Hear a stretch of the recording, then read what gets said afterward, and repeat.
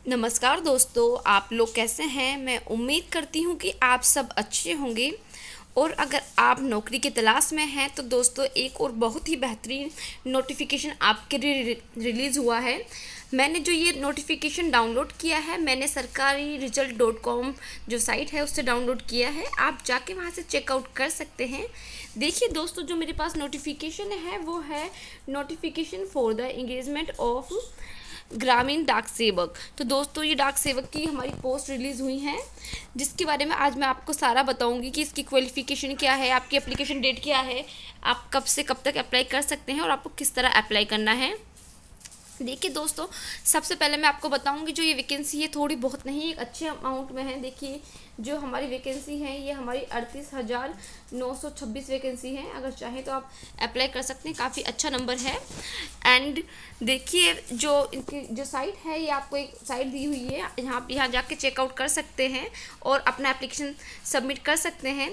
देखिए चलिए अब हम इसकी डेट की बात कर लेते हैं कि डेट क्या है अप्लाई करने की।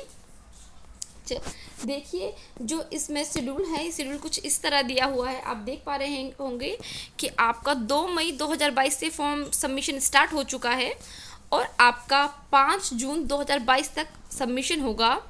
तो आपको काफ़ी अच्छा टाइम दिया हुआ है, तो आप इस बीच में अपना सबमिट कर सकते हैं फॉर्म।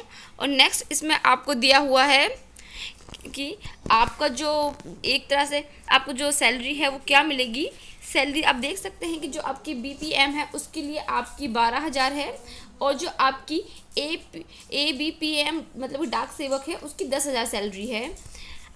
ये हुई हमारी सैलरी की बात। अब हम थोड़ा सा आगे चलते हैं और इसमें क्वालिफ़िकेशन वगैरह देखते हैं कि क्वालिफ़िकेशन वगैरह क्या दी हुई है। मैं आपको क्वालिफ़िकेशन दिखाऊंगी और उसके बाद मैं आपको एज बताऊंगी कि जो एज है वो क्या है इसके लिए। सबसे पहले हम एक बार क्वालिफ़िकेशन देख लेते हैं, क्योंकि मज़ा जब ही है जब हम अप्लाई कर पाएँ। चलिए ये आ गया हमारा क्वालिफ़िकेशन वाला पेज। हम इसमें पढ़ेंगे सबसे पहले अपनी एसेंशियल क्वालिफ़िकेशन कि हमारी क्वालिफ़िकेशन क्या है, कौन लोग अप्लाई कर सकते हैं। दोस्तों इसमें क्वालिफ़िकेशन बहुत ज़्यादा नहीं मांगी है। इसमें क्वालिफ़िकेशन में इन्होंने 10th मांगी है। आपके पास मैट्रिक्स होनी चाहिए, मतलब कि 10th होनी चाहिए, और 10th में आपके पास मैथमेटिक्स एंड इंग्लिश एक सब्जेक्ट होना चाहिए, चाहे वो आपका इलेक्टिव हो यानी कि आपका जो ऑप्शनल सब्जेक्ट होता है वो हो या आपका मेन सब्जेक्ट हो।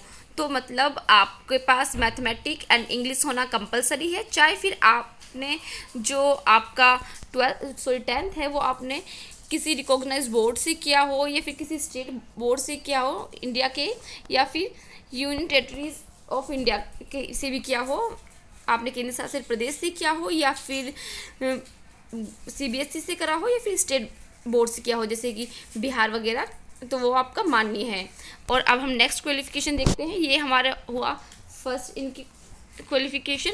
और सेकंड क्या मांगी है इन्होंने, सेकंड इन्होंने मांगा है कि आपको कंपलसरी है कि आपको जो उनकी लोकल लैंग्वेज है उसकी नॉलेज हो।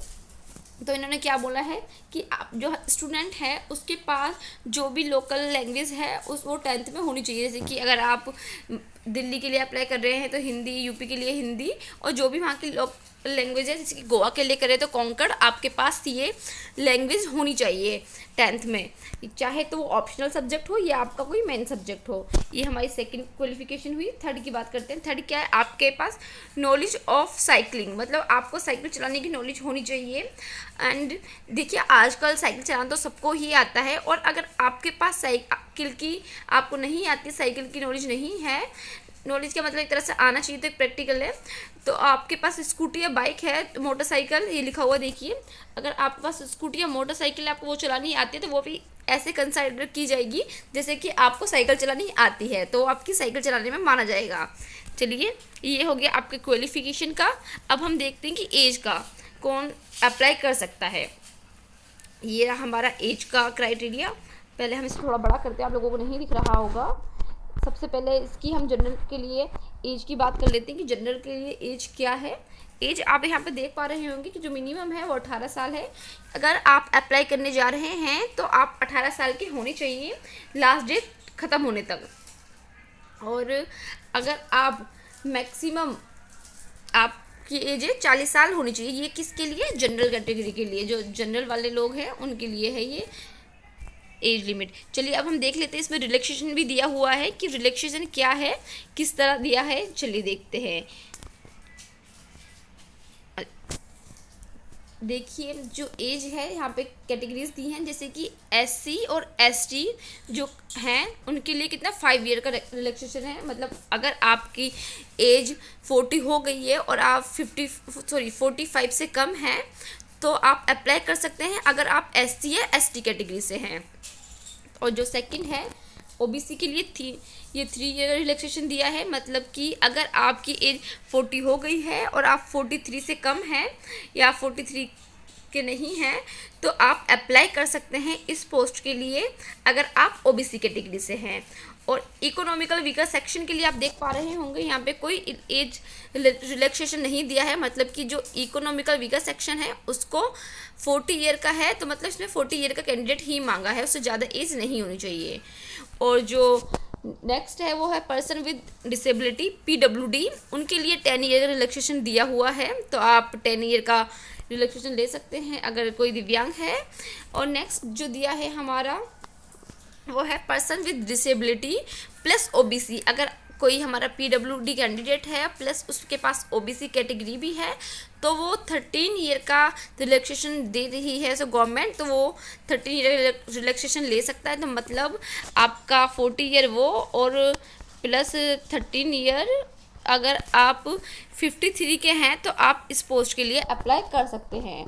Next person with disability PWD plus SC या एसटी कैंडिडेट है तो आप 15 साल तक एज में अप्लाई कर 15 साल का आपको रिलैक्सेशन मिला है तो मतलब कि आप 55 ईयर तक अप्लाई कर सकते हैं अगर आप 55 ईयर के एससी या एसटी कैंडिडेट। ये आपका हो गया एज का। अगर आपको वीडियो अच्छी लगी हो तो आप चैनल को सब्सक्राइब कर लें, मैं ऐसे ही यूज़फुल वीडियोस आपके लिए लाती रहती हूँ। एंड बाकी फ़ीस का मैं आपको एक बार और बता देती हूँ कि जो फ़ीस है वो जनरल कैंडिडेट के लिए 100 रुपीज़ है और जो एससी एसटी कैंडिडेट हैं उनके लिए कोई फ़ीस नहीं है। आप जाके कहीं से भी अप्लाई कर सकते हैं, कहीं से एवर कैफे से अप्लाई कर लें या फिर आप खुद भी कर सकते हैं और कुछ नहीं है इसमें। अगर आपको कोई और क्वेरी है तो आप मुझे कमेंट बॉक्स में कमेंट कर दें, मैं ट्राई करूँगी कि आपकी जो भी क्वेरी है उसका आंसर कर सकूँ। जब तक के लिए बाय एंड आप अच्छे से तैयारी करें। Good night.